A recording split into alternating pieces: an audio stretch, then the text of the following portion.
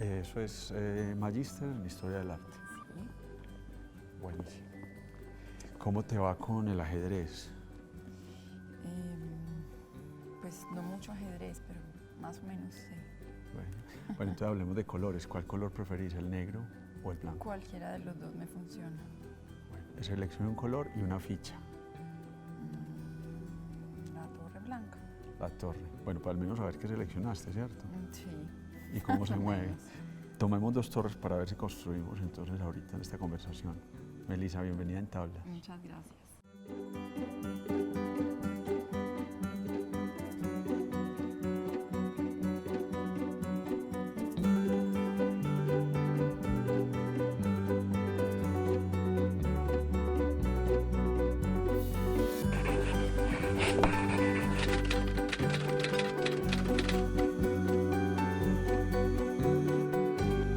Bueno, Melissa. Melissa Aguilar, magíster en Historia del Arte, con estudios en pregrado en Diseño de Modas y actualmente investigadora y curadora de arte, ¿cierto? Sí. Docente, bueno, es una lista bien interesante. Yo te tengo una pregunta que a mí me hacen, pero me gusta mucho esta posibilidad y es hacerte la voz, porque hacemos lo mismo, que es hacer curaduría. Bueno, en principio pues muchas gracias por la invitación.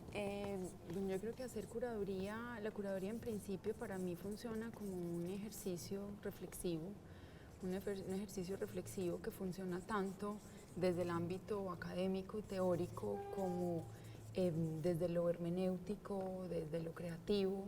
Bueno, yo comencé preguntándote por qué es curar o qué es la curaduría, porque definitivamente es como un asunto que todavía es muy ambiguo y es muy ambiguo, al menos pues cuando uno dice en la casa, no, es que yo soy curador, entonces la gente dice, pero ¿eso qué tiene que ver con qué? Y de pronto el imaginario tiene muchos mitos y recibe uno muchas llamadas a preguntarle cosas, o cuando uno va a hacer una visita a una casa, pues siempre termina uno escrutado y le solicitan que por favor diga de qué color debe pintar el apartamento.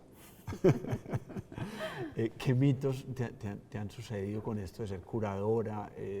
Venga, usted que es curadora, por favor me dice y me evalúa este Picasso. O sea, ¿cómo te ha pasado eso? Bueno, sí, definitivamente hay una asociación grande, una asociación importante, digamos, de la figura del curador con el mercado del arte. Entonces siempre, digamos, se da por hecho pues la suposición de que el curador sabe o conoce del valor comercial o del movimiento comercial de las piezas, pues porque normalmente se asocia que los curadores trabajan con galerías, trabajan con museos, trabajan con ferias de arte, y regularmente ese es como el perfil, ¿cierto?, que el curador más conocido, ¿sí? Normalmente el que la gente relaciona, digamos, con ese ejercicio de la curaduría. Digamos, otra particularidad es que la gente asume, por ejemplo, que el curador sabe de todo de arte. Claro, ¿cierto? y de todos los géneros. Exactamente, ¿cierto? Y que tiene todos los intereses, y finalmente el ejercicio de la curaduría no dista de ser como el ejercicio del investigador académico, donde hay definitivamente unas nociones generales que se comparten, pero pues claramente cada curador, así como los investigadores, tienen un perfil, tienen unos fuertes, digamos, en ciertos momentos del arte, en cierto tipo de artistas, etcétera. Aquí hay una imagen pues que a nosotros que trabajamos en este mundo nos interesa mucho estas tipologías, y es un gabinete de curiosidades, un poco el origen del museo. Cuando a mí me preguntan sobre curador de arte, pues yo digo que está asociado al museo y viceversa. Los españoles tienen otra figura, hablan de conservador o hablan de comisario. ¿Cómo llegas tú al arte y cómo llegas precisamente al mundo de los museos? ¿Cómo se da ese tránsito? Porque tú empezaste estudiando diseño de modas, ¿no? Sí, yo estudié, de hecho, pues terminé la carrera de diseño de modas en la Colegiatura Colombiana. Desde lo teórico y desde lo académico ha sido el mundo del diseño y el mundo, digamos, como de lo transdisciplinar, o sea, me interesa mucho cómo se integran las disciplinas, cómo es posible que unas retroalimenten las otras. Y cuando yo decido estudiar diseño de modas, pues tenía claro que si bien me interesaba mucho el mundo de la creatividad, ¿cierto? El quehacer como tal del diseñador, y especialmente porque consideraba que el mundo de la moda, digamos pues más específicamente el mundo del vestuario, porque la moda pues alcanza digamos un espectro mucho más grande, pero que particularmente en el mundo del vestuario hay un gran vacío en Colombia especialmente y en general pues en América Latina por estudios vinculados alrededor de estos problemas de la cultura material y el vestuario. Y eso te llevó de alguna manera pues esa noción como del cuerpo, la disciplina, la moda, el vestuario, ¿cuándo se transfiere como al asunto de las artes plásticas o por qué llegar a estudiar una maestría en historia del arte? Bueno, es particular porque realmente, digamos, mi interés por el arte aparece en el colegio y cuando empezamos a ver historia del arte, pues yo encontré, digamos, como en ese mundo, particularmente en ese momento fue la obra de Ethel la que de alguna manera me abrió como el mundo lindo, del ¿no? arte colombiano. Y cuando yo termino diseño de modas, pues me doy cuenta que claramente no me interesa el mundo de la producción del vestuario, que yo no quería trabajar como una diseñadora en una empresa, no quería tener una marca, admiraba mucho ese trabajo, pero no me veía yo haciéndolo y que definitivamente me hacía mucha falta volver al campo de lo teórico, de la escritura, de la lectura. Y decido, pues una vez terminé la práctica de la universidad, presentarme a la maestría en Historia del Arte de la Universidad de Antioquia. Vamos Melissa, a unos mensajes y cuando regresemos vamos a ver unas imágenes en secuencia que tienen que ver precisamente con tu trabajo de grado de la maestría.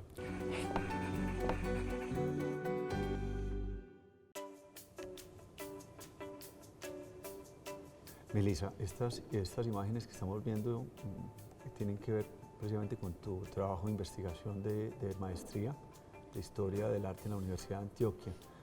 Cuéntanos un poco sobre ese trabajo y sobre este personaje que trabajaste. Bueno, yo conozco a Adolfo cuando empiezo a estudiar diseño en la colegiatura. Adolfo Bernal, el artista colombiano, sí, conceptual de los años 70 y 80. 80, ¿no? Sí, yo cuando entro en la universidad, Adolfo Bernal nos daba los primeros talleres, los talleres básicos. Cuando yo lo conocí como profesor, yo no tenía ni idea que él era artista, no conocía su obra, pues evidentemente. Y justo, digamos, como en esa coyuntura en que yo empiezo la maestría en el 2008, él muere. Sí. Y es justamente como a partir de la muerte de Adolfo que yo me empiezo a enterar de quién era realmente Adolfo en el mundo del arte, ¿cierto? Empiezo a conocer su obra, empiezo a conocer a sus amigos, empiezo a relacionarme, digamos, con ese trabajo que él desarrolló en el campo del diseño gráfico y en el campo del arte. Y eso me llevó después como a conversaciones con el que sería pues posteriormente el asesor, con Carlos Arturo Fernández, y pues nos pareció a los dos una muy buena idea, ¿cierto? Como pensar en que ese trabajo de grado podía ser una monografía para recuperar y para de alguna manera recapitular, digamos, este momento de la historia del arte antioqueño. ¿Cómo hablar concretamente de Adolfo? Porque tiene muchos visos, o sea, uno dice, este personaje que si, al parecer esos 3 últimos años de vida fue como lo que lo planteó y lo que lo tiene hoy como uno de los artistas conceptuales más importantes de América Latina, pero hasta ese momento pues lo que hacía parecía no ser tan importante. A mí se me antoja pensar que el acontecimiento es un concepto fundamental en la obra de él, es decir, el hecho de hacer cosas juntos y con los otros, pero también me interesa su papel de docente porque era un personaje que hacía arte con los estudiantes. ¿Cómo era estar en una clase de él y cómo hablar de eso concretamente? Mira, yo pienso en la obra de Adolfo, digamos, en el trabajo de Adolfo en general, inclusive en lo que he conocido pues, de su trabajo como diseñador gráfico, y me parece que hay algo que de alguna manera agrupa o define como digamos, como ese espíritu de esa práctica de Adolfo y que tiene que ver con lo vital, ¿cierto? Del arte como práctica vital. O sea, esa idea de llevar la práctica artística al campo de lo lúdico, al campo de lo pedagógico, al campo, digamos, del acontecer cotidiano, de la experiencia con los amigos, de la experiencia con los estudiantes. Realmente cuando yo conozco a Adolfo, es decir, cuando tuve la oportunidad de estar en las clases de Adolfo, eran clases de un nivel bastante alto, es decir, Adolfo complejas. Era una persona, sí, y desde el mismo, digamos, desde los mismos conceptos de diseño, la forma, digamos, de plantear los trabajos, pero realmente es cuando empiezo, digamos, a excavar un poco en esta década del 80 y a conocer, digamos, un poco más de cerca a sus amigos artistas, casi todos de una generación un poco mayor que él, ¿cierto? Él siempre fue como el chiquito del grupo, pero el que siempre estuvo con ellos. Además, un poco relacionado con el nadaísmo, pues con estas figuras de la poesía, del haiku. Sí, Adolfo fue una persona que desde muy pequeñito se le inculcó desde la familia un afecto especial por el conocimiento, por la poesía, por el cine, la imagen, tierra, ¿no? por el cine. O sea, Adolfo, especialmente en la década del 80, es supremamente activo, digamos, en estos entornos del subterráneo, de la cinemateca, todos estos espacios donde los artistas que estaban en formación pues tenían la oportunidad de ir. Y en el caso de Adolfo eso se va a ver complementado por un aspecto muy importante de su formación como diseñador. O sea, digamos la forma de concreción de esos trabajos de Adolfo, o sea, el hecho que fueran acciones participativas, que fueran efímeras, que tuvieran, como tú dices, el acontecimiento como lugar central, tiene mucho que ver, a mi juicio, pues en ese contexto en el que Adolfo se forma en la Bolivariana, en la Universidad Pontificia Bolivariana, en diseño, que en ese momento además era diseño general, ¿cierto? No existía todavía separado gráfico de industrial. Y que eso mismo permitía, pues era una carrera que había, digamos, consolidado su pensum un poco a imagen de lo que había sido la Bauhaus, luego cómo esas teorías de la Bauhaus habían migrado a los Estados Unidos.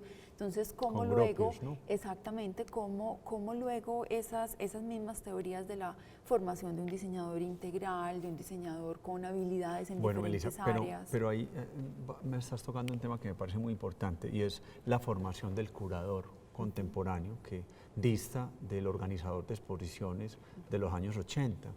En particular yo, que hago lo que tú haces, pues entré a hacer una maestría en ciencia política porque tenía la idea de que los artistas eran poco rigurosos con el estudio. No sé si compartes esa idea. Es decir, hasta qué punto la estructura del arte juega entre lo banal y lo académico y cómo se vive eso hoy en Colombia. Bueno, yo pienso que en ese aspecto yo vengo de dos disciplinas, pues porque me he formado en arte, porque me he formado en diseño, donde justamente ese es como ha sido siempre como el meollo del asunto, ¿cierto? Porque son justamente áreas, son campos de conocimiento donde así como tiene un peso importante lo teórico, digamos que también la parte práctica, la parte creativa, tiene un peso importante, ¿cierto? Que digamos en este momento apenas está empezando o lleva pues digamos un tiempo empezando a digámoslo como institucionalizarse en términos, por ejemplo, de lo que significa la investigación en el ámbito creativo, ¿cierto? Sí. Que claramente no es lo mismo que la investigación en el ámbito teórico, ¿sí? Y que no por eso es menos académica. Pero definitivamente hay en ambos mundos una cuota, pues sí, de superficialidad, de banalidad, pero por otro lado son campos de producción simbólica muy complejos, donde definitivamente el peso de lo teórico es o debería ser bastante importante. Ya, la escena colombiana del arte yo creo que se ha fundamentado mucho y en muy buena parte en el ejercicio de las mujeres, pues uno no podría hablar de la historia del siglo XX sin hablar de Débora Arango o hablar de Beatriz González o incluso de Doris Salcedo. En el ejercicio de organizar exposiciones, que es un poco la manera de resumir el ejercicio mismo de la curaduría, los primeros curadores colombianos son hombres, hay un grupo importante en distintas latitudes. ¿Cómo te sientes tú como chica hoy? ¿Cómo te sientes tratada por las instituciones? ¿Cómo ha sido tu relación con los espacios museales? Bueno, yo pienso un poco, cuando me mencionas eso, pienso un poco como se me viene a la cabeza la figura de Marta Traba y se me viene a la cabeza también un ejercicio que yo hago, bueno, que tal vez nunca me lo propuse, pero que de alguna manera terminó siendo así, es que en mis cursos de Historia del Arte Colombiano, los que yo dicto en el ITM, es bien particular que gran parte de la bibliografía con la que yo trabajo sobre arte colombiano es de investigadoras mujeres. Claro. Carmen María Jaramillo, Imelda Ramírez, Ivonne Pini, María Teresa Guerrero, María Ángela Méndez, es decir, son académicas, son teóricas, son curadoras muy activas tanto en el mundo del arte como en el mundo de la academia y de la formación. y cuyos aportes teóricos pues han sido fundamentales para recuperar, digamos, esas décadas de historia del arte colombiano. Y te digo que se me viene a la cabeza un poco esta figura de Marta Traba, que de alguna manera precedió a esa generación de los curadores, que si bien Marta Traba nunca fue, digamos, nunca se autodenominó como una curadora, pero claramente fue una gestora para el campo cultural en Colombia. Y eso me hace pensar pues como un poco también como en este proceso de visibilización reciente que artistas como María Teresa Cano, María Belia Marmolejo, Alicia Barney empiezan a tener en el mundo de la academia. Melissa, vamos a ir a unos mensajes nuevamente y volvemos sobre en particular unos trabajos tuyos curatoriales como para ejemplificar más lo que estamos conversando.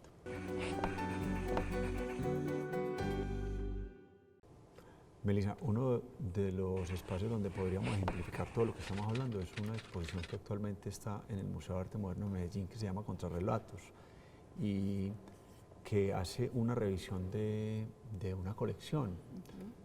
¿Cómo nace esta exposición, cómo nace esta experiencia curatorial, esa revisión de esa colección? Bueno, Contrarrelatos nace como parte de un proyecto que me invita a desarrollar en 2017 el Museo de Arte Moderno, específicamente para hacer, digamos, un rastreo, una especie de estado del arte de la colección, sobre todo para entender no solamente en términos de cómo está compuesta esa colección, sino de qué significa en términos históricos, ¿cierto? Y cuáles pueden ser como unas posibles alternativas o posibles lecturas que puedan generarse a partir de ese ejercicio. Sí. Y por otro lado, está eso también encaminado a empezar a esbozar unas políticas actualizadas, digamos, de adquisición que ya pues el museo pues irá definiendo digamos, en su estructura administrativa. Ahí se me ocurre de entrada hablar sobre la idea de coleccionar para una institución como un Museo de Arte Moderno en una ciudad como Medellín. ¿Qué colección te encontraste? ¿Cuál es la característica de esa colección? ¿Qué tan importante es o cómo se da?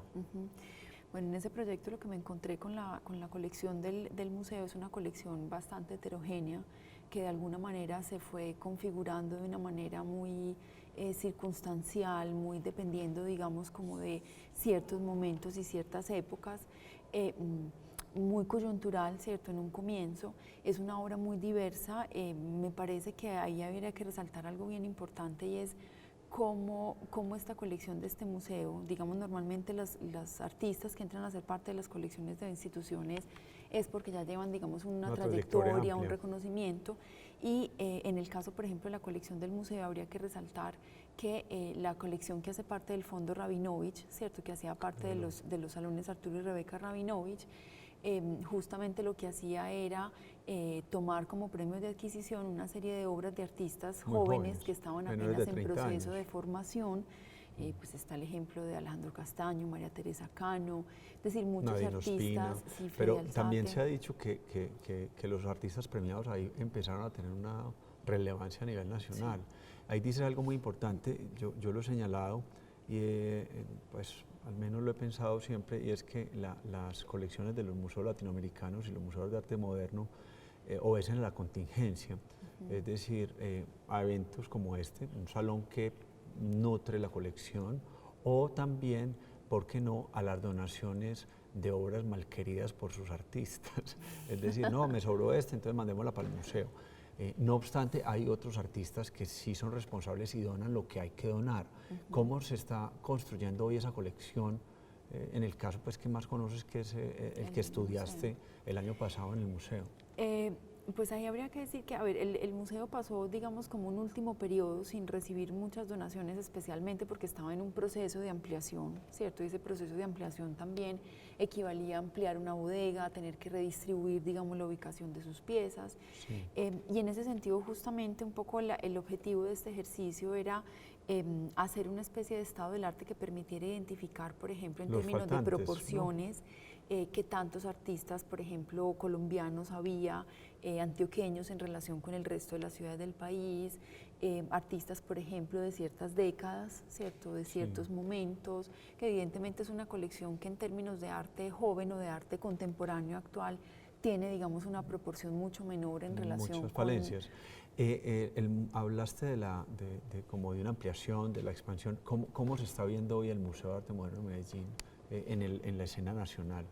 Y también vale la pena cómo se está viendo desde la misma ciudad de Medellín.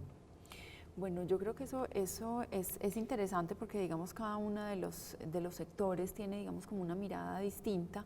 En ese sentido, yo pienso que el compromiso del museo debe seguir siendo la ciudad no porque sea un museo para mirarse el ombligo, ¿cierto? Y para ser endogámico y para siempre estar hacia adentro, pero sí pensar cómo hay una retroalimentación desde lo que se presenta de afuera, desde lo que de afuera puede ir hacia, perdón, desde lo que de adentro de la ciudad, Claro. de que lo local puede ir hacia afuera, cómo es un espacio que también sirve para consolidar y para proyectar la trayectoria, el trabajo de muchos artistas claro. locales, de artistas nacionales, cómo también, digamos, dentro de ese mismo marco hay que pensar que no todos los artistas están en el mismo momento de consolidación, claro, y que en ese sentido tiene que haber también una relación de correspondencia con los públicos a los cuales. Yo te agradezco mucho, Melissa, por habernos contado esto, pues haber tratado de deshojar la margarita para llegar como al núcleo de lo que es la curaduría.